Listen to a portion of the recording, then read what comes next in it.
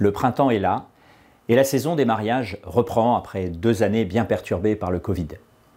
Alors c'est un moment très heureux que la préparation au mariage où les fiancés font l'expérience de cette foi qui se donne, de cette libre initiative de l'un qui répond à celle de l'autre.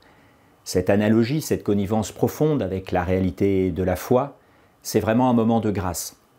Et bien sûr, cette grâce, elle va devoir se vivre dans la durée, avec persévérance, en surmontant des obstacles. Alors en 2019, plus de 40 000 mariages, 1 sur 4 à peu près, ont été célébrés en France. Et c'est très heureux. Mais qu'est-ce qui est fait pour les couples mariés? Combien prennent le temps d'avoir une aide pour faire vivre dans la durée cet engagement, pour lui permettre de retrouver le sel, la saveur? Une infime proportion. Et nous savons bien que des menaces pèsent, des forces centrifuges existent qui fragilisent le couple dans la durée. Vous le savez tous, je n'en prendrai que 3, mais il y a bien sûr aujourd'hui le travail qui pompe une part considérable de l'énergie, qui empiète de plus en plus sur le quotidien, qui assèche parfois. Il y a bien sûr les enfants qui sont mignons et que chacun aime, mais qui pompent également une part considérable de l'énergie et qui peuvent insensiblement amener l'intimité du couple aussi à se défaire petit à petit. Et puis il y a, on va dire, des facteurs sociaux, des valeurs, une attention peut-être plus grande sur l'instant, sur l'épanouissement personnel, un peu narcissique, qui fait que l'engagement dans la durée, en gérant les tensions, les frustrations, devient plus difficile.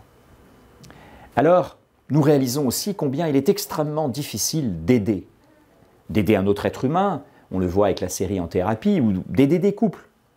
Et bien sûr, c'est à eux d'abord, c'est à chaque couple de prendre les moyens. Alors, qu'est-ce que l'Église offre? Il y a bien sûr des choses, il y a des mouvements, comme les équipes Notre-Dame, Vivre et Aimer, il y a des sessions d'été ou d'hiver, comme les sessions Cana, du Chemin Neuf, les sessions de l'Emmanuel. Les ordres religieux aussi proposent des choses. Nous, les jésuites, nous proposons des sessions d'été pour les familles.